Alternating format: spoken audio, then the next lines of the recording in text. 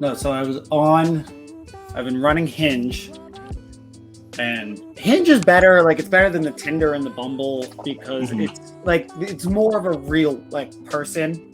Whereas on the other side of like Tinder and Hinge, it's kind of like it's like a vessel of romance rather than hey, you threw the word in there.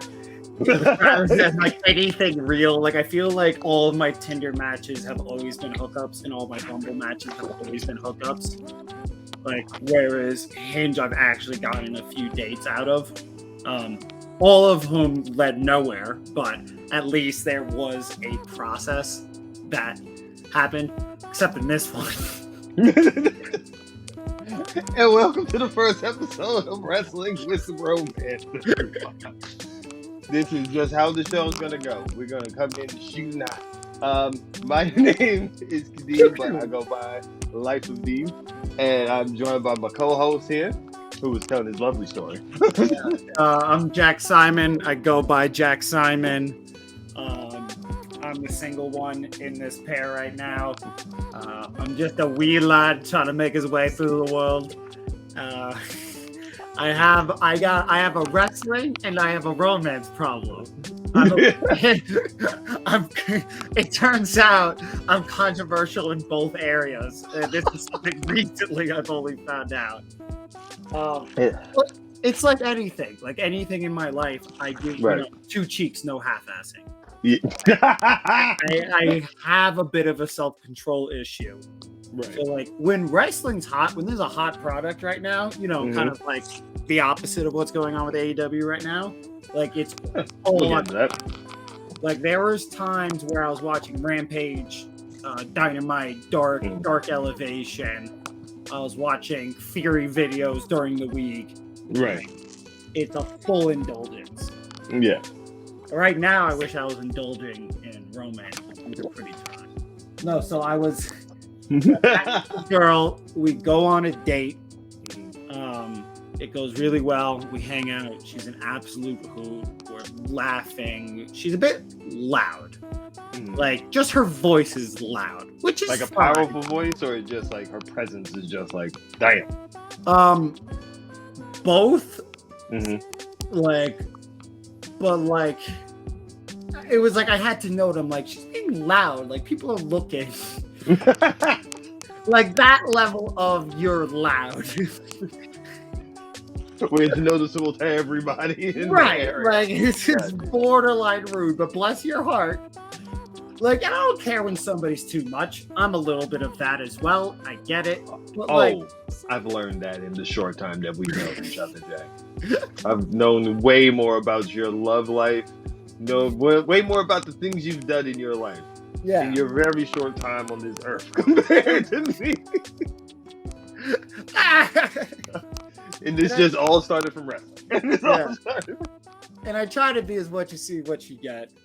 Hung out for like 3 hours, ate a little, drank a little, made out at her car afterwards. She was actually more aggressive than me. And then we met up. I was gonna cook for her at my place, and then she wasn't feeling well, and I went over her place and cooked, and I made this incredible grilled cheese and tomato soup from scratch.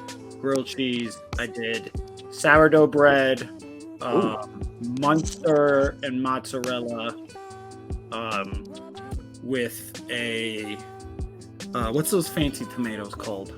What, cherry tomatoes or sun-dried tomatoes? Sun-dried tomatoes. Okay. Sun-dried tomatoes, ham, cream cheese, and then I did it egg in the hole.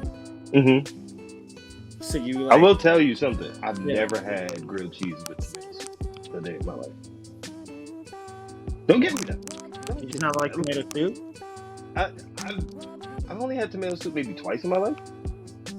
So I've never known that people eat grilled cheese with tomato soup. I never even knew that was a thing until like maybe 2 years ago.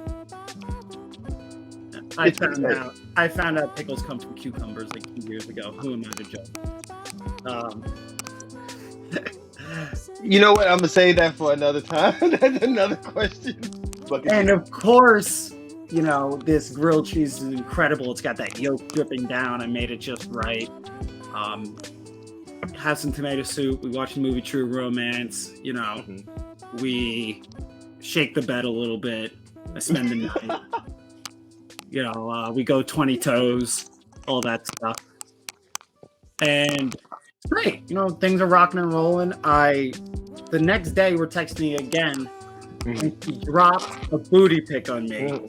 And this thing is like the size of the whole frame. Just like wonderful. Right. And I'm like, cool. You know what? I like her. She's funky. She's promiscuous. She's a little bit wild. This is really, I think, something for me. Right. The next day, I text her to hang out on Monday. I had the day off. She doesn't answer me. And next day, Saturday, she doesn't answer me. Sunday rolls around. I'm like, what happened here? What went wrong? So a whole week goes by. No, a whole weekend goes by. Oh, damn. Okay. Yeah. That's super fast. All right. Okay. Whole weekend goes by, and like I'm still not like things happen. I know, of course. Like phones break, they get lost, emergencies happen, whatever. Yeah. And it would be peculiar to go from booty pics to ghost in like 4 text messages. Like I can see my left on red and the booty in the same phone screen.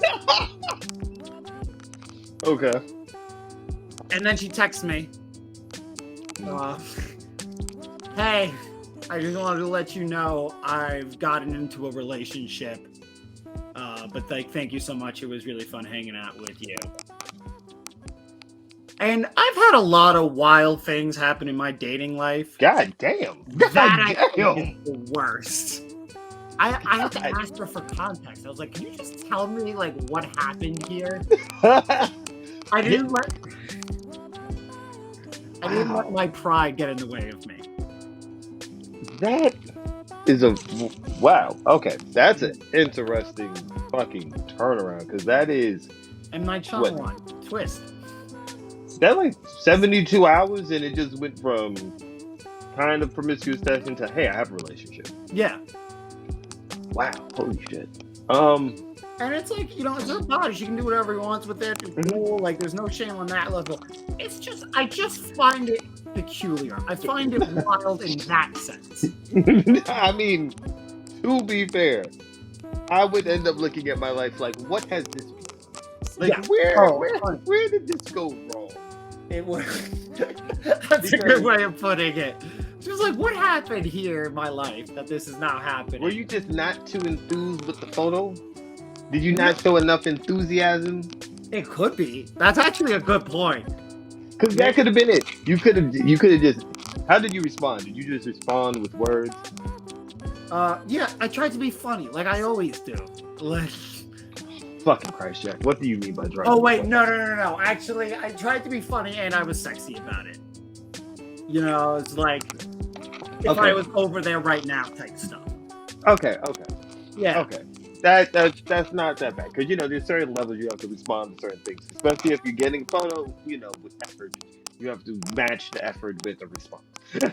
Like, you know, usually a GIF is a good one. I feel like GIFs are always good to respond with because you can always be a little extra dramatic with a GIF. You can find one that's a little over the top, you know. One where you send a GIF where it's like he died and he just laying on the floor like, oh my God. Like, you know, you can always find these things. So, Jesus, that is just nuts. I remember that day when because we was watching Dynamite. And you had said that you was just down. I remember you just had your hood on during like the whole Zoom. And then you told the story. And I'm just like, what the hell happened? And even as you tell me the story, I'm still like, what the hell happened? Oh, I want to call her. I want a timeline created of like order of events. Well, dating world is weird, right? Like the dating world itself is weird. Lord knows I haven't been in the dating world for about five, nearly 6 years now. I was partying with some deathmatch wrestlers in Brooklyn. Back when they used to have Casanova Valentine had his no ring death matches at the Tender Trap in Brooklyn. Oh, okay. Have you been to that bar? No, I've heard of it. I've seen. Like, It's actually one of my favorite bars in New York City, or was one of my favorite bars in New York City. It's closed now, unfortunately. Probably due to the pandemic, unfortunately. A bunch of shit got closed around then. Hang on, pause. Are you getting that on your side? There's like a scratch. It might be me and it might be my hair. Okay. Give I me don't 1 know if second. it's getting picked up. Might be my earring. Might be my earring because my earring's next to the mic. Oh shit! Yeah, that definitely is getting picked up then. Sorry, folks. Better? Much better. Yeah, it was my earring. Sorry about that. But no, I've never been to that spot. I've heard about it, but I've just never been to it. It's, you know, you're at a dive bar when you ask for Jack Daniels and they serve you Evan Williams. Yes, that is a dive bar. Yeah, that's like, and no like questions asked. Like I was like, Jack Daniels on the rocks, and he goes, "We have Evan Williams," and just poured it, like staring into my eyes. Just like, what are you gonna do about it? Yeah, this is where you're at. This is what you're doing tonight. Get on board. It was like, what you gonna do about it now, big boy? Just like staring at you. And I was there, and we were there late night, and it was like a bunch of deathmatch wrestlers came out to support. And I won't name drop, but there were a bunch of cool motherfuckers there. One of them being, and one of them who had a wife and I were talking before she got totally obliterated. That's a hell of a way to say. Caught a guy with a Superman t-shirt, and it was the best thing ever. He got too close to her boyfriend while the boyfriend was wrestling, and he saw him later, or she saw him later, and she just like unloaded at him. This dude was like 300 pounds, and she was just like punching into his chest. I'm like, I want you to understand that is like playing Pictionary for wrestling fans.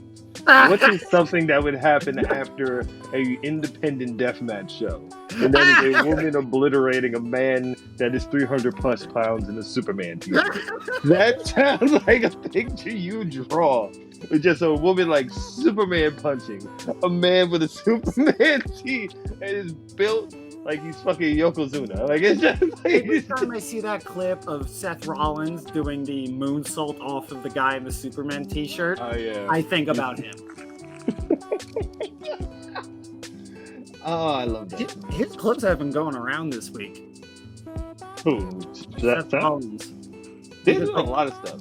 Everybody's remembering like the pre-injuries Seth Rollins, who, as good as Seth Rollins is now, and I think he's very good. Yes. Pre-injuries Seth Rollins, like Shield Seth Rollins, the Authority Seth Rollins. Wow. I love that Seth Rollins. Could have been, or at least deserved to be, like top 5 wrestlers in the world. I think it's a matter of a few things when you look at a wrestler like that. I think one, injuries for sure. Let's not even. He's been blown out his fucking knee. Like his whole knee was blown. It's being held together by like silly string and silly putty. Like it's exactly. Silly. And then his back, as you said, but I also think that WWE schedule. If you think about it, from like when he first came back from that first knee injury, he hasn't stopped. Like he's just been in there regular. Like the pandemic kind of slowed him down because you didn't have to do house shows and shit. So he kind of got to save his body through that. But he hasn't had the chance to really work a light schedule. Like he just goes, and I think also the WWE style now that he's older with those injuries, he's gone to a safer bag. Oh, yeah. Well, I think he also, not just safer, he can't do the things he used to do. Yeah, I think some of those things, like, I think I seen a clip, like, really earlier today of when you had Luke Harper, like, try to German him off the top rope, and he did, like, a moonsault and then landed. Yeah, he's not doing that. That was going around, and then led me to some, like, Tyler Black indie highlights, where he can move like Ray Phoenix almost. Yeah, Seth is still somebody Don't get me crazy. Don't get me wrong. I'm not saying it'll happen. But he is one of those people who I would love to see if they could get a one more run outside of WWE. Like if they chose to do another run, and if he chose to do it, but he chose select spots. So it's like he could do a big show where they're going to pay him a lot of money. Like he could do a Wrestle Kingdom, and then he could take a break for a little bit, and then he could go do some other big show. You know what I mean? Like, because I feel like Seth is one of those people where it's like he really is an indie person. Like he came from that indie system. He came from the indies. So he's one of those people that interests me. A long time ago, bro. It was, but it's like everybody really long has time that. ago. Because when I look at Danielson, to me, Danielson and Daniel Bryan couldn't be two more different wrestlers. Sure. And I actually thought that, like, I wasn't overly no, that's not true. I didn't love Daniel Bryan the way everybody loved Daniel Bryan. Like, I thought, like, okay, obviously he's amazing, but I never saw, like, okay, he's unquestionably the best in the world and one of the best to ever do it. Right. Until he went to AEW, and right away I was like, oh, now I see it. And it's probably because I hadn't watched, like, I hadn't grown up with Bryan Danielson Ring of Honor. Mm-hmm. Well, and this will lead into this, you know, our finding of our fandoms, right? Like, we both found fandom at a different time. My introduction to wrestling, ECW, WCW, early 90s. Like, I didn't get into WWE until around King of the Ring. King of the Ring 98 run to take us through Mankind off the Hell in a Cell was the first match I ever seen in WWE. So that was my introduction. Like, I missed HBK's first run. I didn't know Kevin Nash's Diesel or Scott Hall as Razor Ramon. I didn't know who the hell those people were. But I was into the cruiserweights in WCW. That's who brought me in. I was into, like, the extreme, hellacious things you would see in ECW. Like Dudley's, early Dudley's, where Spike is getting flung halfway into the fucking crowd. You had New Jack coming down and stapling people's heads while you have the music still playing and stuff like that. Mind you, I'm 7 watching this, and my brain is like, what is this? And you're not that much big of a fan of, like, the deathmatch wrestling scene now, right? It's kind of okay. I could watch a few. It depends on where we go. Like, if it's, you know, some of the stuff, yeah. But when we start stacking the light tubes and we jumping off of a cardboard plank through a whole fucking bed of light tubes and shit and barbed wire, I'm like, Joey Janela spot. Joey Janela, use his name, Zandig spot. I'm like, where the fuck we going? What are we doing? What are we doing? We lighting our feet on fire to super kick people. What the fuck are we doing? What are we doing? And it's not that I hate it, because I think the thing that I love about wrestling is there's varieties. Wrestling is art. The way you have oil, contemporary, you have, you know, portrait, you have abstract, you have realist, you have all that shit with wrestling. You know, I mean, I'm an artist, as you can see from my background. Like, there's a bunch of shit. But deathmatch is something, it doesn't really pique my fancy too much. Yeah, no. But I watch. I just won't go live. Because you can't convince me that glass don't be flying every fucking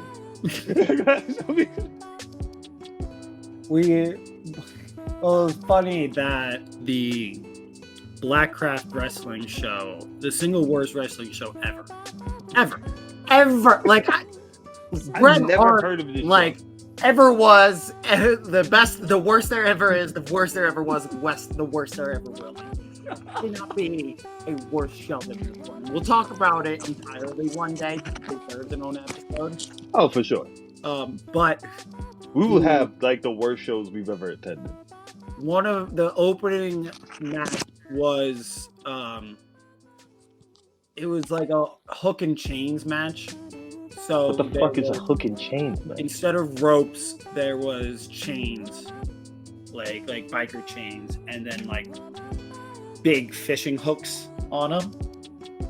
Kind of like a saw trap if it was a wrestling ring. I was just about to say, that sounds like fucking Saw 11. It sounds like what happens in, like, the next Saw movie. The moment you hit the chains, though, the hooks just went flying everywhere. Like, everywhere. Oh, no. It was so poorly thought out. And I just remember one of the ringside crew like sadly like taking one of the hooks that fell and like putting it back onto the chain. Just like, oh. This was after it started like 45 minutes late. I think it was longer. I think it was like an hour 45 actually. That sounds fucking ridiculous. And that's where my fandom lies a lot. I love deathmatch wrestling. Nick Gage will never get enough credit for how good of a wrestler he is. Xandid, for that matter, will never get a good enough credit for how good of a wrestler he is.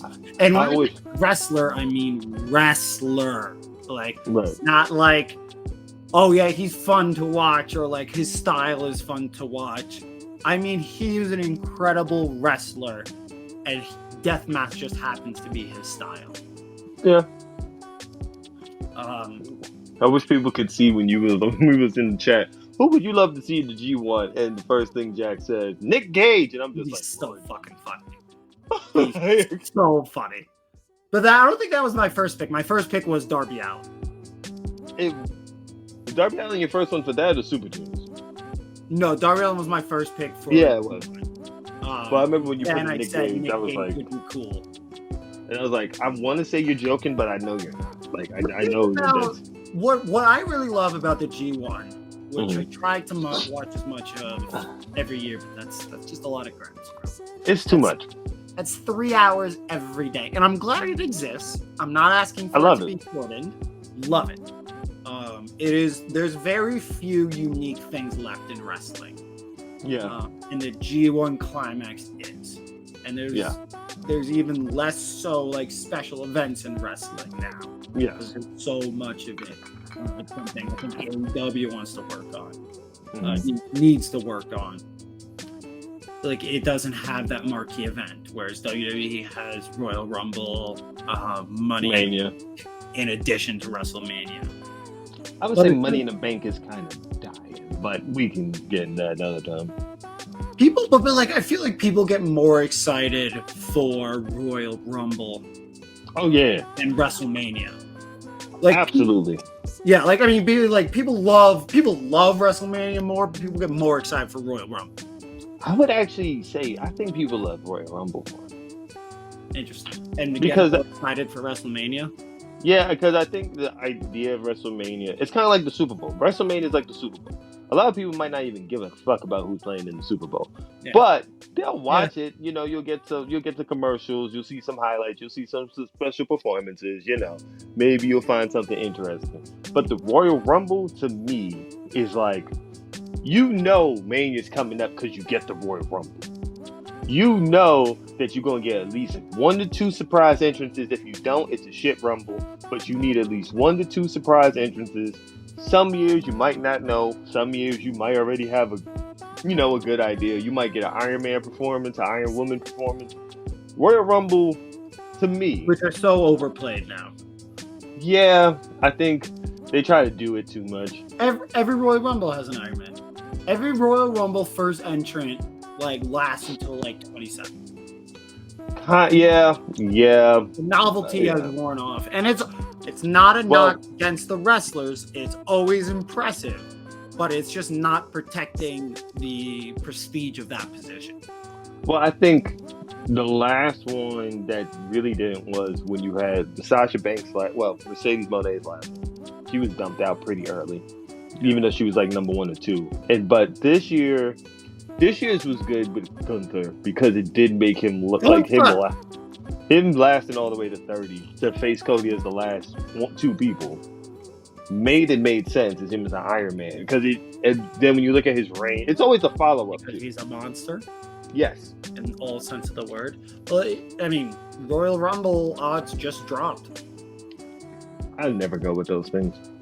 I don't go with them, but I think they're notable for. I think it's notable both for insider knowledge, and where fans' heads are at. And right now, it's LA Knight and The Rock. Neither are getting it. Who do you think are getting it? Who do you give best odds to right now? We're gonna get into this, but you didn't finish with your fandom stuff. Finish with your fandom, and let's get back to the Rumble, and let's get back to some of that stuff. I want you to finish. Deathmatch wrestling. Deathmatch wrestling Mhm. is my favorite wrestler of all time. Will always be John Cena. Right. That is the wrestling that I grew up on. Deathmatch I got into later. I Right. got, in to paraphrase the Jets joke about that Artie Lang used to tell. At first, I was into the Jets, and then I got into girls, and then I got back into the Jets. It's at first I was into pro wrestling, and then I got into girls, and I got back into pro wrestling because a girl won't always fuck you, but pro wrestling will always fuck you. Especially Vince McMahon's pro wrestling. Especially Vince McMahon. So I watched it until like 8th grade, and then I chased chicks in high school. And then I got to college, and in college I got hot and realized that what girls love the most is hot dudes who are authentic. And I was like, I love pro wrestling. I'm just gonna watch pro wrestling and be happy. Yeah. But originally, what I grew up on was WWE. I didn't even know anything else existed. Yeah. John Cena, and it really came full circle for me when the pandemic hit. Mm-hmm. And it was the first episode of SmackDown. It was the first episode, I think, of any wrestling in the pandemic. Triple H came out and said, just let us take your mind off things for a couple hours. Right. And John came out. He looked around. It was all quiet. And he talked to the camera guy as he always did. Mm-hmm. And he said, I think it's going to be a paraphrase, but he said to the sense of, you and I can hear each other now. It's just us. It's going to be all right. Let's get to work. And I just started bawling. Like, I just started crying. Because, like, John's here. John's always been here. John was here through, me getting bullied as a kid. John was here, like, as I grew up. John was there for me getting into college. John was there when I got my first girlfriend. John was there when I lost my virginity. Well, not literally, but you're trying to get... I would pray not. I would pray not. Him not in the corner just giving you the, you can't see me as you do. The salute.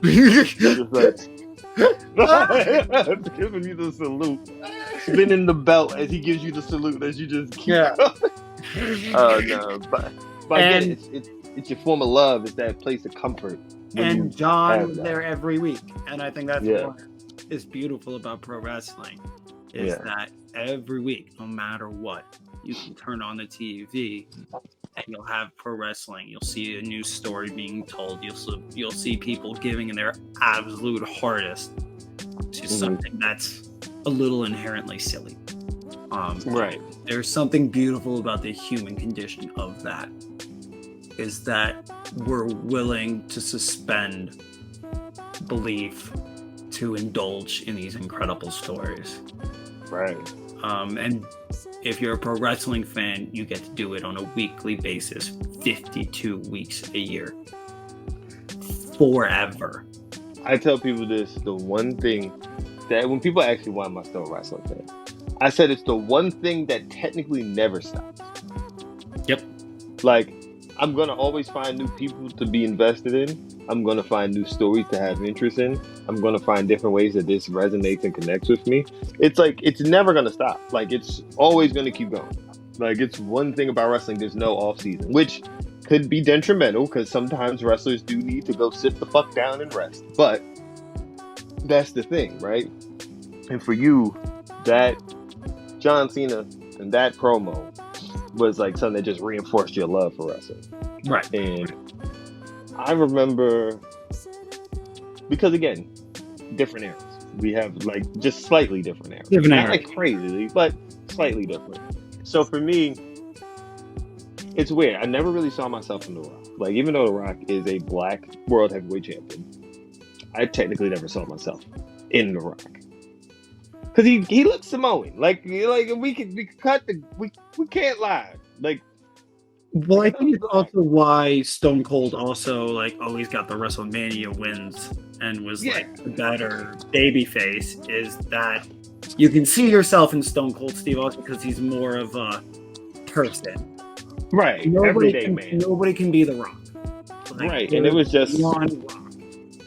right. And it was like I remember I loved wrestling, but I just always felt like, damn, I feel like people like me ain't really getting a shot. Like, I just felt like people like me ain't really getting a full shake. And to this day, even though I appreciate him for NXT, I appreciate him for some of the creative stuff now in WWE. But if you think I'll ever forget Triple H's people like you should be being people like me as a teenage boy, I'll never forget those words. And then he beat Booker T with one fucking pedigree, and it took him 30 seconds to get the cover. Booker T's at that wrestling with like Jake the Snake Roberts as like the worst luck in wrestling history. Yeah, and even when Booker T got the World Heavyweight Championship, it still just didn't feel like the belt. It felt like he got like the belt I already knew him to have in WCW. Yeah. Like, it didn't feel like it. So it was like I just never seen someone that really felt like me, get the WWE belt. Because I always looked at the World Heavyweight Championship as WCW belt because I grew up in WCW first. So that's how I associated it. But man, it was a weird time because the thing that I did fade off in college, DJing, got into fashion, got into clothes, got into having fun. What the shit you do when you get to college. You go off and do that. But I remember the pipe bomb was what pulled me back. Punk was like speaking for me because, and maybe this may end up into an episode about how I felt about John Cena in them days and how this is very much a conflicting podcast that we have here and how two people on the opposite coin. But I think both things can be true. Like, for clarity, I loved CM Punk in that promo, and I love John Cena. Yeah. And let's remember, you don't get that promo unless John Cena exists. I've never doubted that, but I don't think the booking was good around him, but I think you needed John Cena the character for CM Punk to have that moment. They were perfect foils for each other. CM Punk was always John Cena's best opponent. Are we ever going to turn the trial of John Cena that we had into Zoom into an episode on this podcast? I feel like, okay, cool. So I will say that may have to be an episode. So we would have to do that. But I had followed Punk from ROH. I knew about ROH and stuff because I did really kind of fall off of the WWE product for a little bit. I got into Impact or TNA at that time. I got into love like Samoa Joe, AJ Styles. Like, that was my stuff. ROH. So like how you said, Bryan Danielson didn't hit you as like the greatest, but I knew, I knew what he really did in ROH. I was like, oh, this man's a psychopath. Like, I knew him from then. But when Punk, around that time, it brought me back in. And I was really more into wrestling again. And I remember Money in the Bank 2013. I went to Philadelphia to actually see the show. That's actually Punk's last Money in the Bank pay-per-view. At a rest stop, I met Kofi Kingston. Really? Me and him, I actually have a photo with him. Yeah, I'm sharing the story now. I actually met him. I took a photo with him. And I realized, holy shit, we're the same height. Like, we are the same height. Well, you're 6'11", so.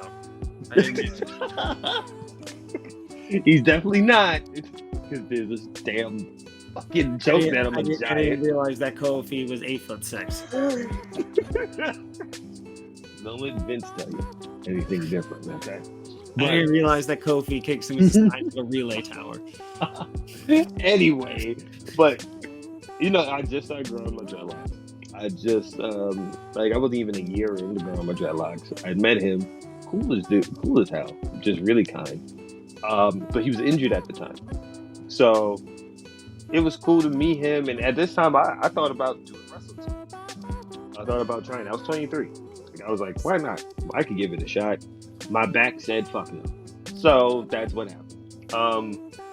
But I became such a fan of everything they started to do with New Day when he came back. And I was heavy into wrestling. I was watching every week.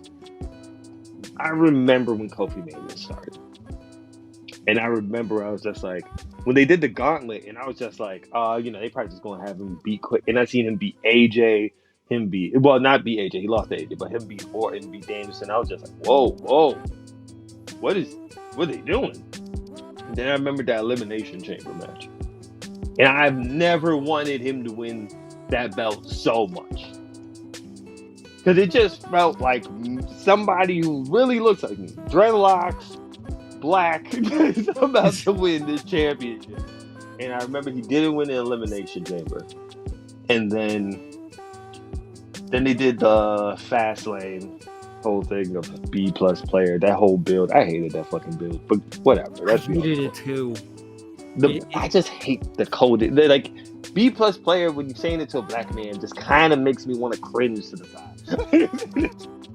Well, they just ran the same booking like week after week, and like at that point, E fans were just willing to put up with anything for Kofi to get the chip. Yeah. But like he never they just did gauntlet matches every week. Yes, and I was just like, please let's not do like, this. But when new ideas getting thrown that way, it was so Vince. So Vince. But I remember that match, and I remember I went into that match just saying, they're not gonna let him win. Like that's just my thought process. WWE it's like Stockholm syndrome. Like I thought even then he wasn't gonna win. I had no. I was like, there's no way. Like WWE has pulled the rug out. Remember the year before, if I'm not mistaken, was Roman versus Brock and the New Orleans 34, and everybody just figured, oh, you're gonna crown Roman, and they still let Brock win. So then I'm definitely not convinced a year later that you have learned from your fucking mistakes. You just threw Charlotte into a women's title program with Ronda and Becky that she didn't need. Yeah. Why should I be convinced you're going to let Kofi Kingston win on WrestleMania? That was bad. That you want to talk about bad builds? We can red builds. We will have an episode about builds we absolutely hate. Yeah, that's gonna be a good one. But I remember when he started doing the stomp kicks to Bryan, I was just like, wait a minute. And then he started to do the clap, the New Day clap for the Trouble in Paradise. I was like, they're going to let him win. They're actually going to let him win. And he kicks him, covers him, 1, 2. I'm like, I swear to fucking God, I will break everything in my room if his arm shoots up before 3. And he got the 3. And I cried. That was like the most happiest I have ever been as a fan that watches WWE. Now, we will not talk about the end of that. We shall end this story right there. We're going to pretend like that was wrestling series finale. For me, that was definitely the series finale of me being a heavy WWE fan. It died in October of 2019. Let me tell you, it died a very brutal death. The series finale of pro wrestling is going to be Kota Ibushi and Kenny Omega making out. And that sounds like actually, it's going to be their wedding. But now that we got this, they don't just let them be a couple on screen. Like, or why don't they just say it's Kenny's ex-boyfriend? That was the whole gimmick. I don't know. Maybe Kenny doesn't want to do it. I don't know. Fucking cool. They used to kiss in fucking New Japan. I mean, I've understood. I don't have a problem with it. I don't give a fuck. No, I know, but it's like it doesn't make sense that like Omega would be no. I don't know. Listen, who the hell knows? But back to this Rumble thing. You was asking me who I think. Yeah. Okay. Who do I want, a fantasy book, or who do I think is gonna win? Both. Fantasy book, Gunther. Who I think is gonna win, Cody. I don't know if they go the same exact route. Are you out of your fucking mind? Last week they teased Roman and Cody facing. They're definitely gonna have another match. Like, how do you get Cody on SmackDown? don't know if they just run back the same like storyline though. How else do you get Cody on SmackDown now? That's a good point. They took the tag titles off him, so now even that vehicle has technically gone. And they use Kevin Owens in the trade package. So again, that vehicle has technically gone. So the only vehicle to get him to face Roman. Well, I mean, maybe there's like, yeah, or they just, hey, fuck them, go back to AEW, finish your story somewhere else. You dumb if bitch. Cody doesn't win this year, it's so this fun. is for It's nothing. the funniest thing in wrestling history. It is the most comedic shit and the most pettiest thing. It's like Triple H said, you remember when you broke the throne, bitch? When you broke the throne? I really don't know. Like, it's going to be interesting if he does win, what the discourse becomes about, like, was it worth him not winning for that 1 year? No. How loud does that pop become? It's not the same. Like, that's the issue. It's because they haven't told this story of recovery. Right. But like, everyone was saying he's going to go through his own hard times, but he didn't really. He won a title. He won during this time. Yeah. He beat Brock twice.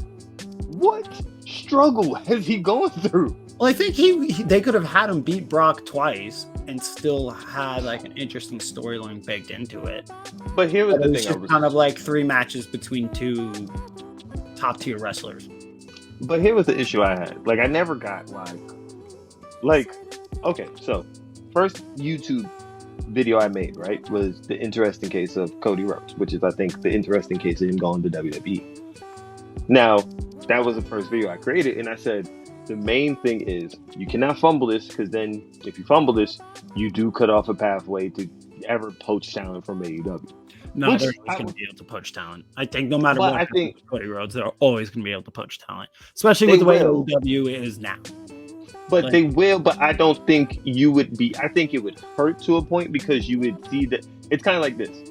I remember when Sting said why he never went to WWE early, and it's the way that they ended up treating Booker T early, and it turned off him, and it turned off a lot of wrestlers. So it was like, how do you treat Cody early? Because it can turn off a lot of people from thinking, hey. Every other wrestler from WCW ended up going to WWE of like note. Yeah, pretty much, but I would still say holdout. Famously was the only. Famously. But I think WWE is no longer the creative utopia people like imagine it being. Well, this is the thing. I think wrestling's in a place where you don't need to go. You don't need to go to these places. Like, there's enough money and people making enough money where you don't need to. There's enough options out there where it's just like, look, the indies is a hard life. Listen, indies is a hard life, but indies also is a hard life. If WWE is never calling for you, it's not like you can't find some place. It's not like if WWE never comes calling for you, you can, like, there's certain people I see, I don't think. And there's New Japan. Like, there's certain people I don't think are ever going to step foot in WWE. I don't think, I'll be honest with you, when I look at like Impact, I don't think Jordan Grace is ever going to step into WWE. No, I don't think Jordan Grace. Hey, it's now TNA. TNA, excuse me. TNA, now they're back. Baby. But like, look at those people. Like, you have the Chris Sabins, you have Alex Shelley. They never stepped foot in what? Why is it? I didn't see the pay-per-view. But you saw the news? I did see that they announced it. I don't know why though. Why? I'm so curious. Like, there's an announcement, but there's like, I guess there's like an announcement notice thing. I didn't get a chance to read it. I just saw that. I read it and I watched the video. I still don't know why. Like, is it a nostalgia thing? They have another show tonight, so maybe they might talk about it on the show. Yeah, that's They're true. bound for glory tonight. Wrestling has a nostalgia problem. You know, we're living in the best, like, it's the best wrestling in the history of ever. Like, match for match. Yeah, of course. People still want to see, like, you know, fucking Bubba Ray Dudley on the television. We're all yearning for like a past where wrestling was in the mainstream. Because you have too many people visibly in the public talking about how this is not as good as it used to be. when it actually is. Like when you have people talking about like, oh, people don't know how to make heat. Here's the issue I have, and I mean, people might look at us weird for saying this, but I feel too many former wrestlers have microphones. Maybe some of y'all should shut the fuck up. Let shit cook and let shit be. Because to me, in ring possibilities, shit's been as good as it's ever fucking been. Like, it's and the it best. Makes sense like, that it's the best because like is. We came off of that boom era where wrestling was in the mainstream and everybody was watching it, and so many people watched it. And then right at that same time, YouTube came into play, and people didn't need to trade tapes, so now people could watch every style. Exactly. And it became so big that with more athletes want to become professional wrestlers and they can watch every style, the combination birthed the greatest generation of wrestlers ever. And frankly, it's not even fucking close. No, I don't think you have. This is the most in-ring talented generation we'll get. Now, are the promos and character work? That's a whole different conversation. But I'm saying match for match in the actual professional wrestling of it. No. Not even close. I haven't even seen Mike Bailey versus Will Ospreay, but I'm probably going to guarantee that shit is probably fucking fantastic. Incredible. And he has another match tonight with Josh Alexander. Do you know how fucking nuts that is that he's having 2 matches back-to-back nights with top wrestlers in the world, and both of them could be in match of the year, mind you. Bailey or Ospreay has a match with Josh Alexander tonight. Ospreay. Gotcha. So Ospreay has another match with Josh Alexander tonight. He just had one with Mike Bailey last night. Mind you, he done had 2 matches with fucking Kenny Omega this year. He had the match with Naito during the G1. The man has been batting in the upper 900 percentile. Like, he ain't really missing at this point. In ring, there's no one really doing shit like some of these people. Like, there's some people that's doing shit I don't even think is fucking imaginable. Have you seen Ninja Mac? Ninja Mac do shit where I'm like, this shit don't make no fucking sense. He did a 630 Phoenix Splash Senton. That shit sounds like I made it up on 2K23. That's just...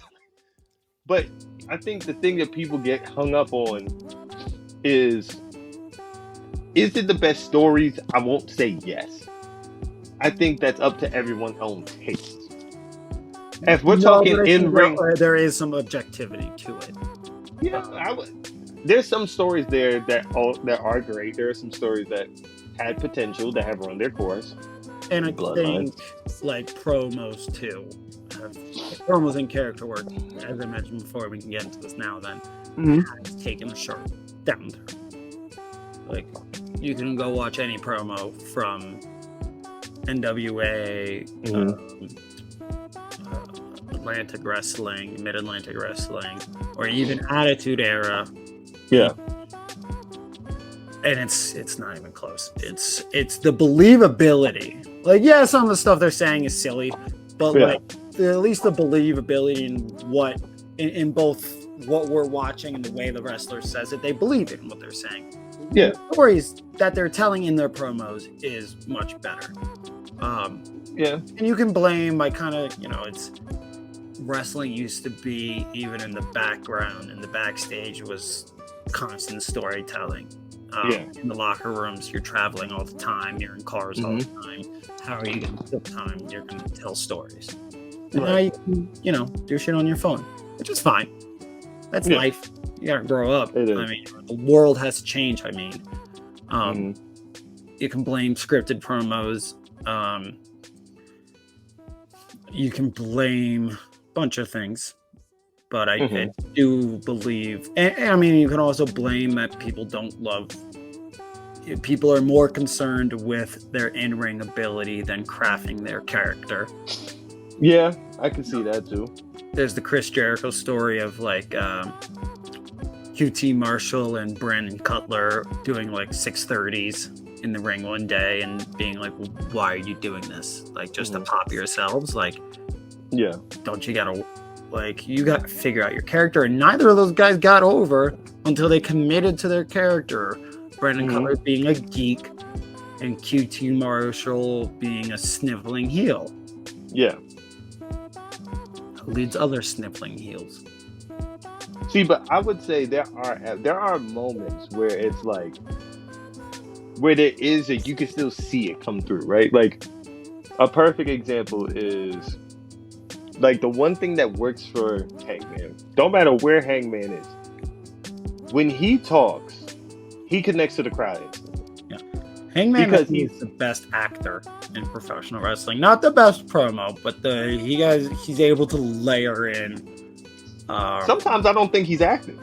Sometimes, like when he talks to Mox about, I'm taking the medication because I can't sleep and everything, and hitting himself, like that felt like he was really going through that.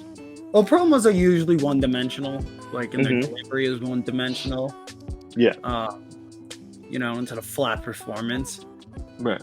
But Hangman delivers his with enough emotion that it feels multifaceted. And it feels more of a great actor in a great movie delivering a great monologue than he does a promo. And although he's also part of the wrestler playing a wrestler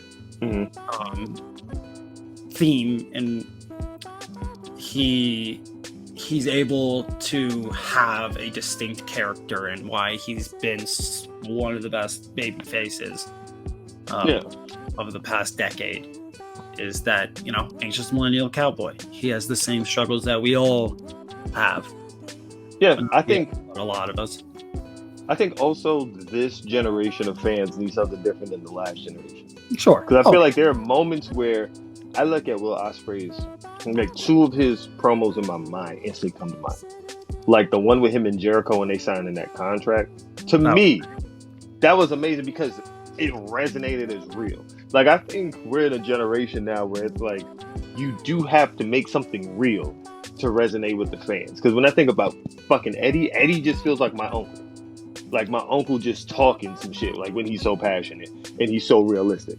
Yeah. When I think about the Ospreay one and the one from Wrestle Kingdom with him and Kenny, where they got face to face in the beginning of the year, and he's talking about his friend who passed away while he had to stay in a fucking box in Japan while you went to America. I'm like, there are moments with some promos really connect with people, and there are some moments where characters, like to me, I love the character of Swerve right now. Swerve's character he's become a character of this person of like, I'm gonna win by any means, and I'm going to let you know, like, I don't give a fuck. like no one gives a damn more than I do, and we're gonna go to war about it, and I don't care what I do. And I love the character. Julia Hart's a perfect character when I look at her for the House of Black. Like that character of like the song, the presentation, how she got over very quick going in the wrestling. And it was just the character, the presentation. It's a lot of stuff, but it also has to be something that people can just bite into. Like people are not into characters that don't feel realistic anymore. Like I feel like they need something like to really feel like this is real. Like this feels like genuine. So grounding. Yeah. Because like you need something where it's like, why is this person wrestling? Like Jack Perry to me got over when he turned heel because it felt real. Like it really felt like he was a little dickhead. Like it really felt like everything he did as like a little annoying asshole is really who he is. I never liked him. I thought like his best match is still the 10-minute draw he had with Chris Jericho. I really like ever. I've never seen a better match from him. I felt like his match with Kenny for the belt was pretty good. I felt like the 4-way was good. Him and RVD was good. Well, like the 4-way was good. But like the 4-way was like it good for him because of him. Got you. Like I didn't walk away from that like Jack Perry killed it. It was the most important person in that 4-man match. That's saying a lot when Sammy's in the ring. Yeah, that's like those 4 pillars is really just 2 towers.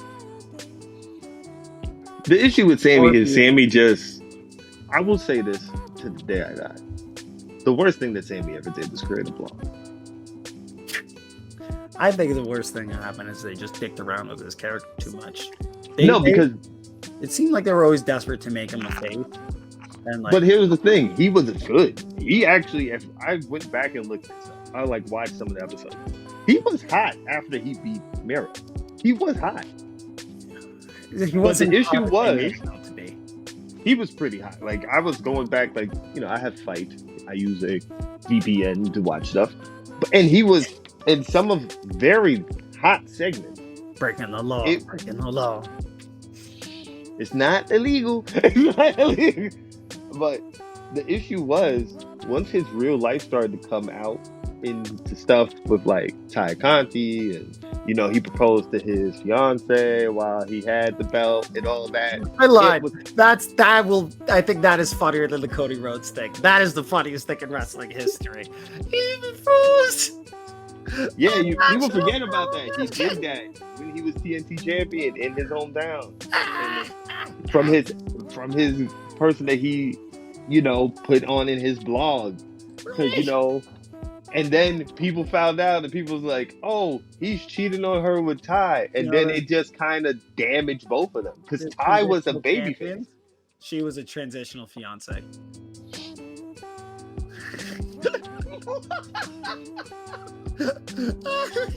Yo, you gotta chill. You gotta chill. Listen, hey, I've been the transitional boy. I get it. Listen, I'm a ski coach.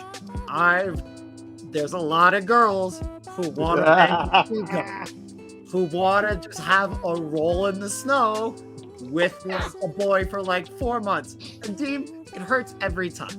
And every time I trick myself into believing this one's going to be different. But the thing was, they really wanted him to succeed. Because if you look at, he was good at that point, and then his personal life, and then what was homie name from America's Top Team? I tried to repress him all the time. The one that talked all the time. Yes, that motherfucker didn't make it better. I love Dan Lambert. Here was the issue I have. His job was to get heat, but him talking about all the stuff that was real with Ty turned the crown on Sammy even more. But they were already ready to hate Sammy. They were, but that just was just like, yeah, and when the heel ends up being right and the fans are with the heel, it does not help. But it wasn't going to matter. They were going to boo Sammy no matter what. They were, but I think the thing with Sammy is, if I'll be honest, the Jericho thing is the first time where it just feels like, okay, this actually makes sense why you would turn heel on Jericho, because Jericho's a dick. It just really sits right there. Like, it presents itself. But it's like, him being heel was the first time I actually cared about Jack Perry. Yeah, agreed. And that was the first time when he had some. I did love the Jurassic Express. I liked them as a team. I was there when very good matches as a team. I was there when they won the belt, so I do appreciate them. Like, they're cool, but to me, it felt like a gimmick. It didn't feel realistic. I mean, Luchasaurus it feels weird. Like, you're a fucking dinosaur. It's the easiest explanation ever. Like, who is that? Oh, he's a dinosaur. Yeah, but we're kind of out of those gimmicks. You know what I'm saying? Like, we don't have those gimmicks in wrestling anymore. If you really look at it, how many people walking around? He's a dinosaur. Yeah, he needs to stop. Take the mask off, brother. He's a dinosaur. What do you think is hot right now in AEW? What do I think is hot right now in AEW? I think... Did you watch this week? Yeah. Okay. I think what is very interesting is the bit we talked... Sorry, people, we had a pilot. But the build around MJF is getting very interesting. Because you can now... Because Warlow made it clear. I'm here to kill him. He made it clear. I'm here to kill him. You have the Jay White coming. You have Samoa Joe coming. You're building a picture that's interesting there. I am loving, because I didn't finish Collision. I don't know if you saw Collision this week. I still have to watch the next hour of it. But they got Bryan Danielson in like match of the fucking week every week, and I am loving it. Him and Andrade beat the fuck out of each other, and that is my jam. And they just showed who's the next person, and I'm just like, hook it to my veins, give it to me, just give it to me. I like I this love- idea that. Sorry, did you want to finish? You go ahead and then I'll finish that. I like this idea of everything revolves around the world championship. It's something that doesn't happen a lot in modern wrestling. It's something that not early, I guess, the early relaunch of NWA, like early in NWA Power. I never watched. Oh, So you're gonna have to tell me. It was so good, bro. They made everything revolves around the world championship. Mm-hmm. Television championship revolves around the world championship. Everything the wrestlers do revolves around the world championship. Right. And that's what it should be if this is the product you're going for. And it's something that AEW has flirted with before, but it seems like right now they're really committing to it with so many sharks in the water circling this, piece of meat that is the world championship. Which it should be, especially because of the character of who MJF is, as this, like, I am a scumbag, but I've never really made friends, and the only friend I have is gone. Yes. Like, that's excellent. That's incredible storytelling. I'm a good guy now, but I still have to pay for the sins of my past. Yeah. And but there's a difference between liking the idea and the execution of it. I would say, to finish up the thing, and I think it's building in the right direction. It is. Well, we'll see. Go on. I am very much. I might be in the minority.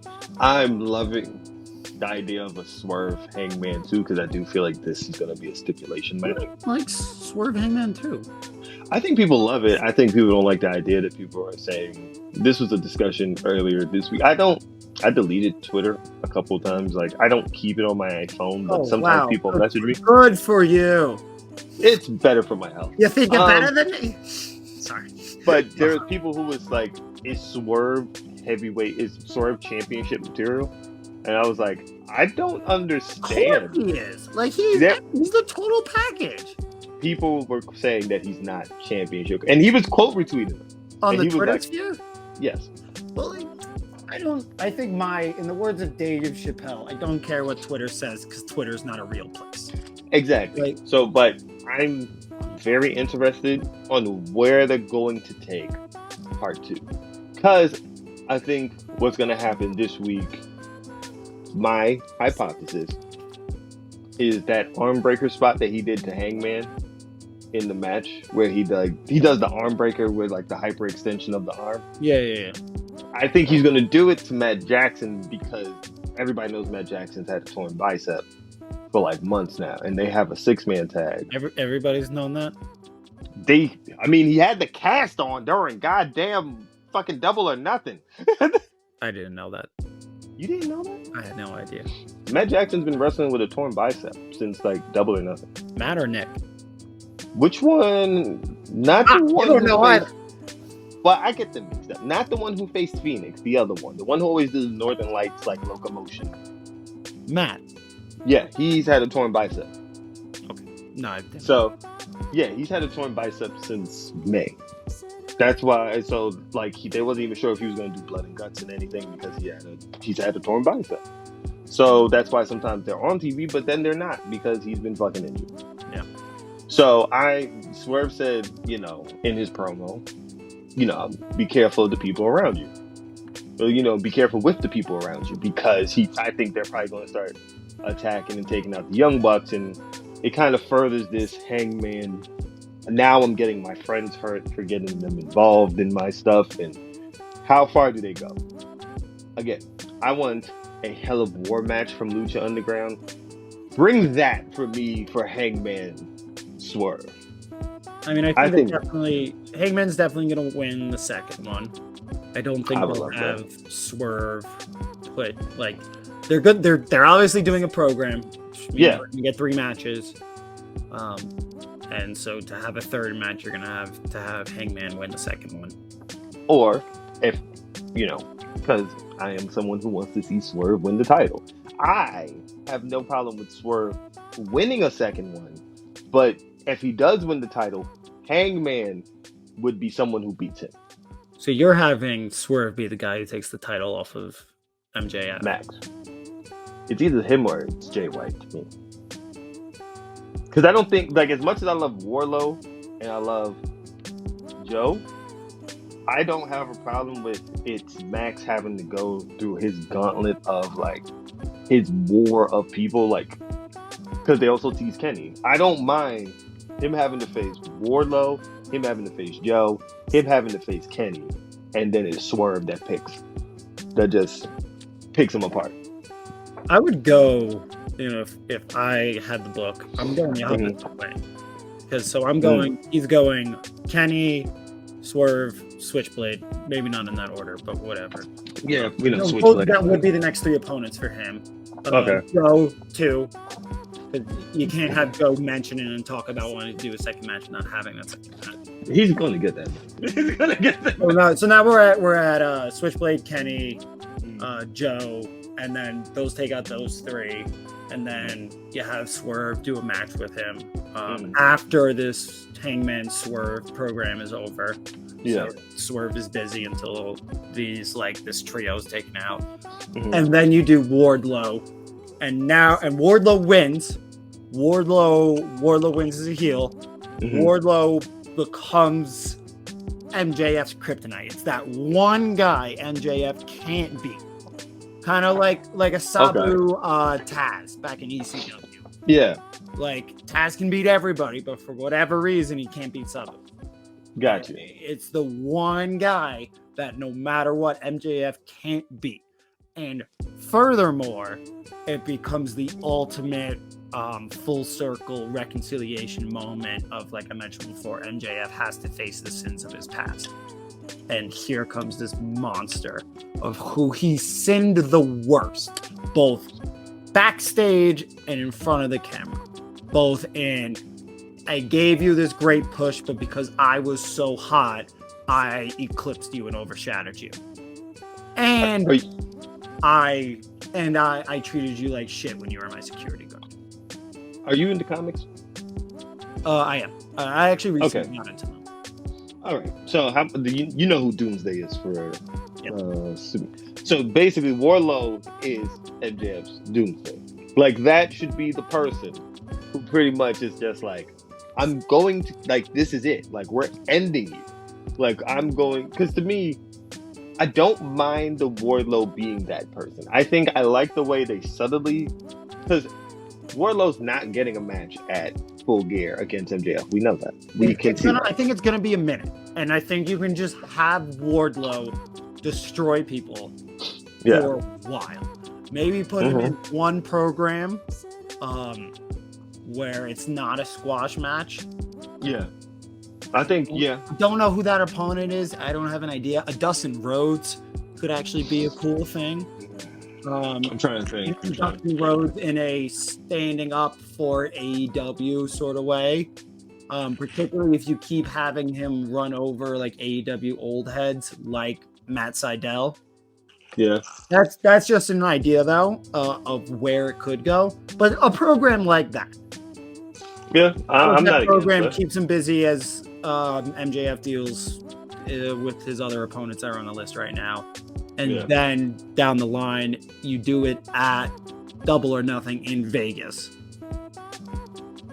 Oh, so you want MJF to hold the title until Double or Nothing? I'm talking Revolution. I would do it at Double or Nothing. I think if we're doing Double or Nothing, do it at Double or Nothing, and then you can even have Adam Cole cost him the title. And this way, there we go. This way, MJF is immediately busy after he loses the title, and you can put him right back on television.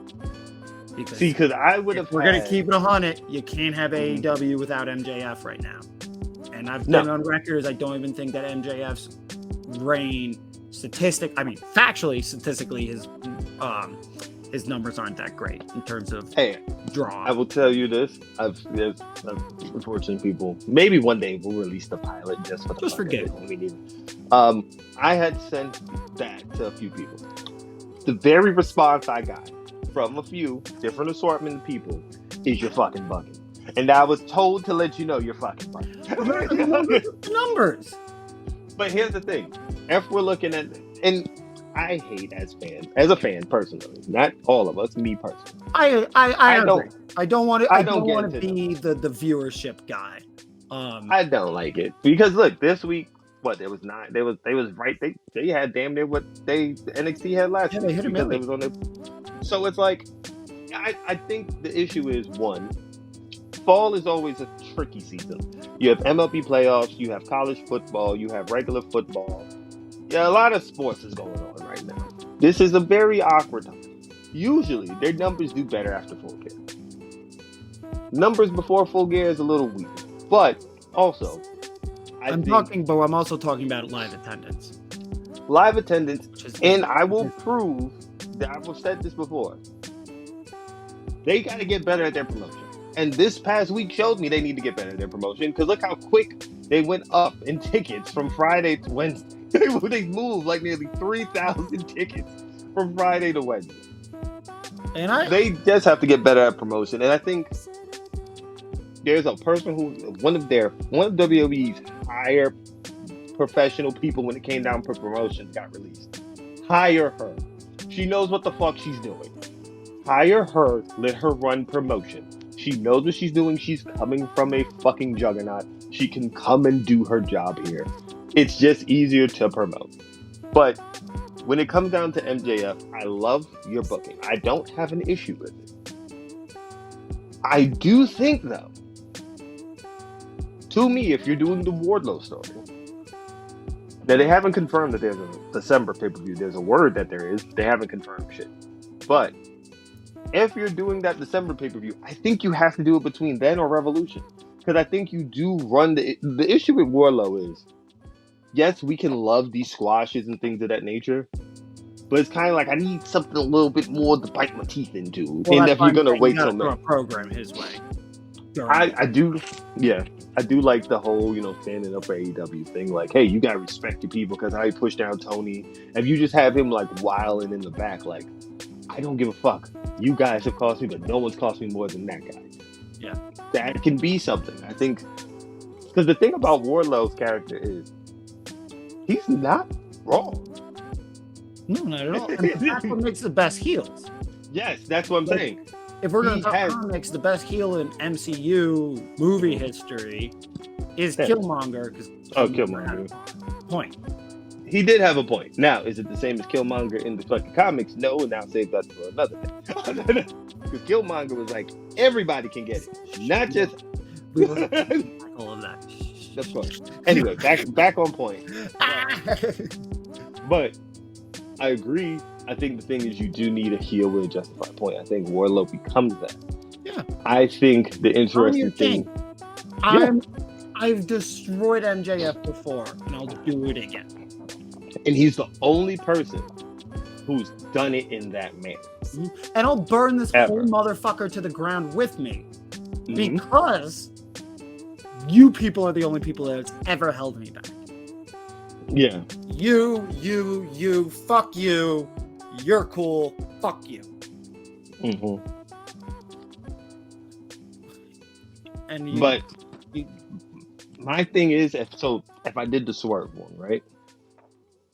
This would be my way I would book it. I would do, he has Jay White. I would do Joe at Winter is Coming. Yeah. I would do Kenny. Get another pay-per-view match. No, I think just having them in a 30-minute TV match is perfect. I don't think. Well, they never had a pay-per-view match. That was Grand Slam. You're right. They never had a pay-per-view match. You're right. Excuse me. So, them in like another TV special is perfectly fine. Because AEW hasn't done crazy amounts of TV specials. They need to get back to that. I want them to get back to that. I mean, I would much prefer TV specials for pay-per-views, but that's just not the reality we're going to be living in. If they get a max streaming deal, I don't give a fuck what they do. Because at that point, I don't pay for max. Somebody else does. Somebody else does. My daddy pays for my max. My actual dad, by the way, not my sugar daddy. I feel like we're gonna have to open the next episode about your sugar daddy. But anyway, I don't have a sugar daddy. I had a sugar mama for a minute. She was a lawyer. Save that for episode 2. We'll start that off. But you know, I'm fine with them getting another match. I think Joe and him, the ending left it where it could lead to another match. I'm fine with it. I think you could do Joe. Yeah, Jay White, Joe. I think you do Kenny. You have to do Kenny at this point. You have to do Kenny. It's going to happen. I think I just do wonder: do you hold off on Kenny till Revolution, or do you do Kenny on? I don't want to see him and Kenny on TV. I want to see it at Revolution. I want to see it pay-per-view. Like if I'm paying to see MJF, they've never interacted before Wednesday. I have a feeling they're gonna shotgun it, and like we're gonna get it like next Collision.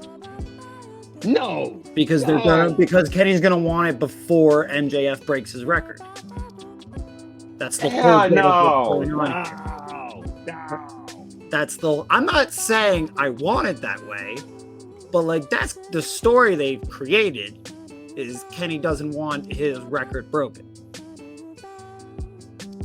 I can see reality settling into you. Okay, here's what I see, and this is a possibility.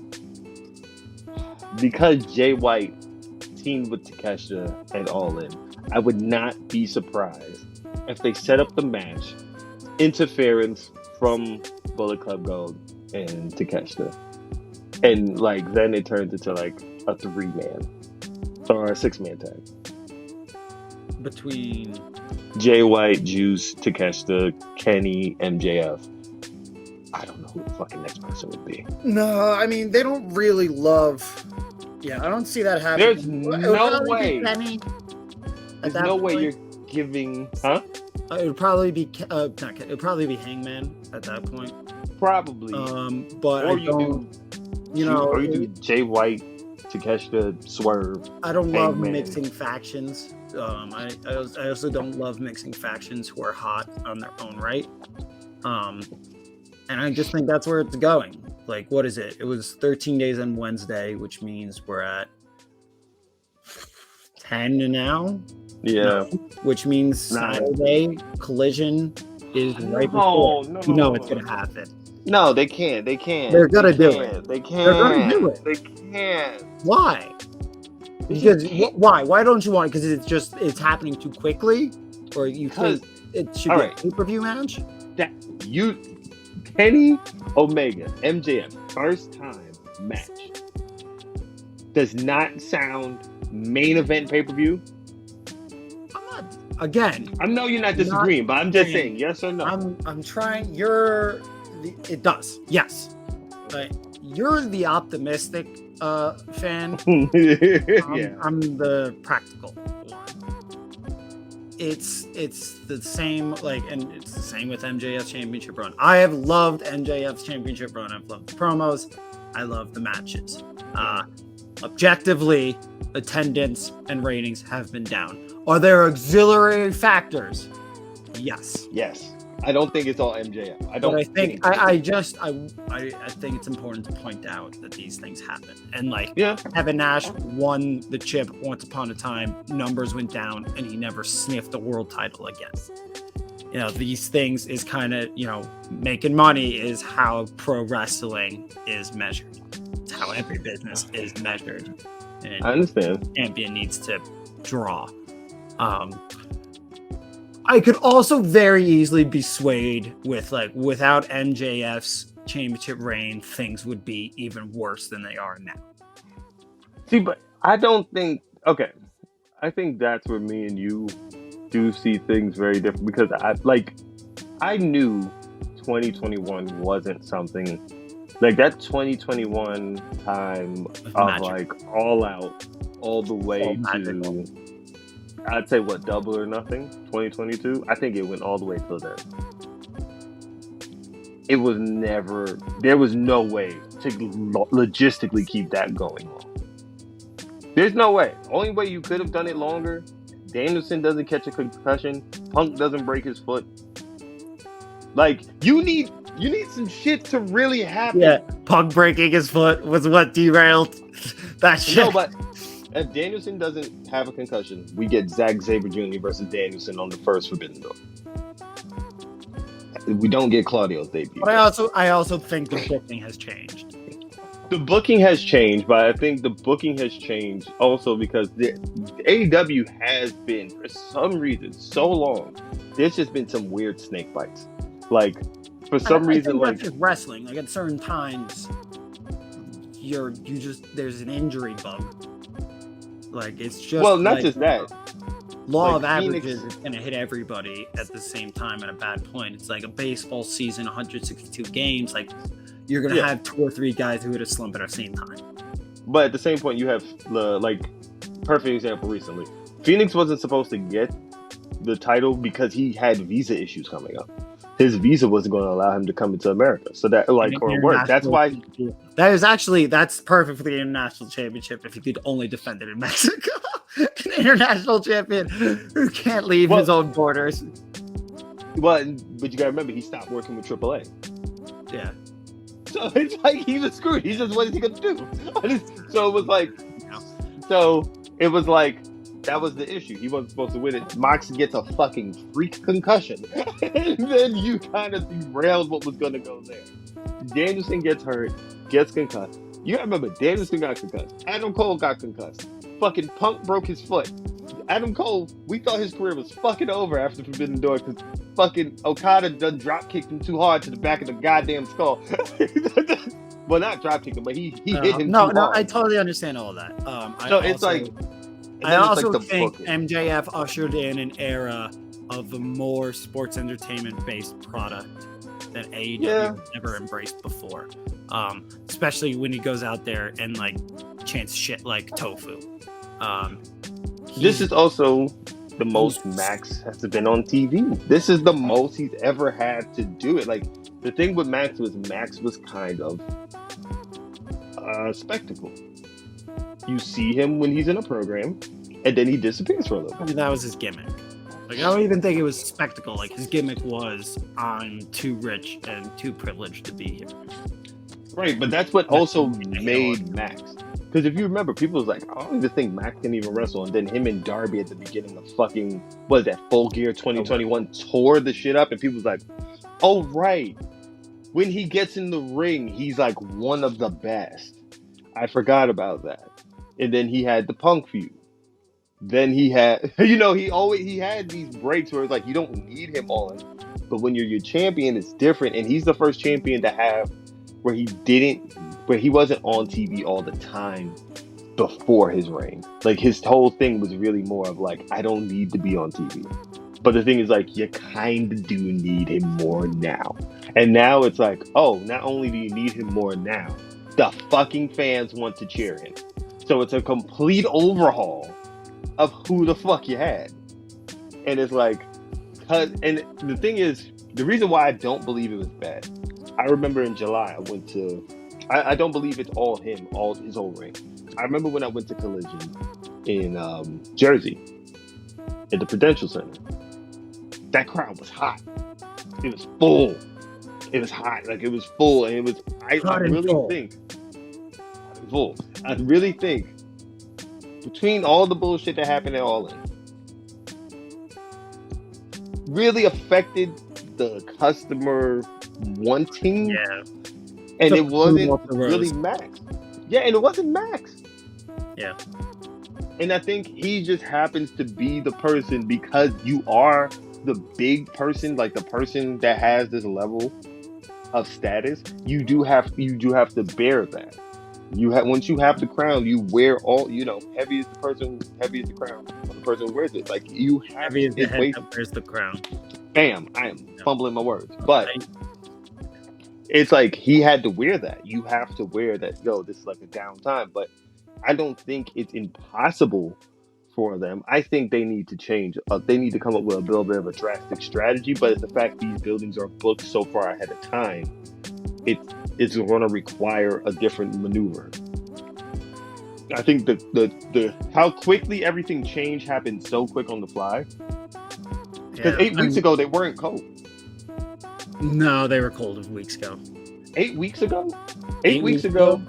8 weeks ago. I mean, they weren't as cold as they are now, but it was pretty cold. 8 weeks ago was going into All In. They was hot going into All In. No, I think buildings were already pretty empty. Ratings were down. No, like building ratings were not down. If you go look at it, their first real down show was after Punk got fired. Their first real down attendance is after Punk got fired. Because they were doing really good after, because they were doing that Canada tour. Like maybe Collision when they was in Canada was a little spotty, but that also was a weird fucking area of Canada. That's when everybody couldn't travel to that part of Canada. So that coming out of that was a little weird, but they were still doing good. Because I remember when I went to Collision, it was like, oh, this is pretty packed. Like, oh, this shit started to really sell like towards the days in July. Like it was like in August. It was doing okay. It was doing good, and then once the Punk firing, all that other shit happened, it was just like, ugh. Maybe I'm just upset still that they took away the rankings, and they took away the rankings during MJF's title reign. I never liked the rankings. Love the rankings, and it was like I also love the rankings, and I think it's also part of like, listen, the booking has changed because the first idea of AEW was like, we're gonna have rankings. It's an idea that's been around pro wrestling that people have wanted to see in pro wrestling for some time, and you know what? We're gonna do it. It's also an idea of somebody who's currently in WWE, but I won't. But like, so what? I mean, that's what I'm saying. Like, yeah, it changed. It changed because one of the EVPs ain't there. One of the EVPs. You can't keep his good ideas. Yeah, but I mean, also like, I'm not saying get rid of all his ideas, but I do feel. Am I against the rankings? No, I think the rankings made easy storytelling. I think it made it harder. You think the rankings made it harder? I think it made it easy because you could see who was number one. You could see who by them. And that's true. And it made it, and I think that's why they got rid of them, because you were booked. You know, you had to book yourself. It was easier for the company, for wrestlers to be booked into a corner with the rankings. Yes, I will say that. That was another thing. And then it was like, then you have to question, wait, why is this person getting... Like, I remember with FTR... Because there was no transparency. Yeah, I remember with FTR, there was like... They were like the number one booked tag team for like mad long. And it was just like, right, why are they not getting a tag title? Right, exactly. And then it was like, I think that's why you get rid of the rankings, because it's like, this makes it tough because we kind of don't want, and they do. I mean, and if you're doing more pay-per-views, because they can't lose, and also you can't have them sitting atop of the rankings and not getting a tag match. Exactly. But that also forces you to put your people against each other, which has been missing from AEW for a minute now, and people have noted has been missing from AEW for a minute now. They've been missing recently. We've been getting that every fucking week, and I love it. I love it. Keep it coming. All right, you want to wrap there? Oh, sorry. Oh, I was just about to say, I didn't finish the booking that I had an idea for. Finish. Let me finish that before we head about it. I would do Kenny and MJF. I don't want to do it on TV, but I kind of would. I think there is something in... Somebody might... I feel like someone's going to see this and hate this.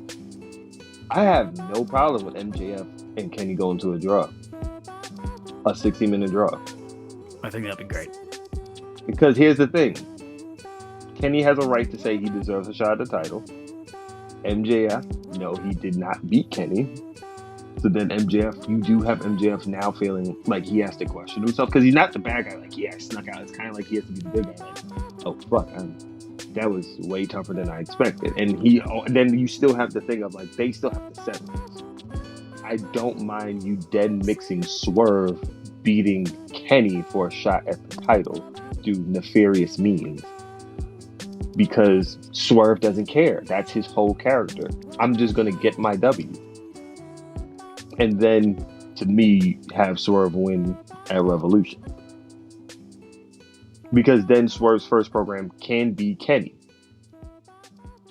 in a Swerve Kenny match, I'll pay whatever the Slaps fuck you the fuck want. I'll pay whatever you want to go wherever the fuck you want me to go watch that match. Yeah. Yeah. So pull my deathmatch wrestler girlfriend story full circle. Mark us here.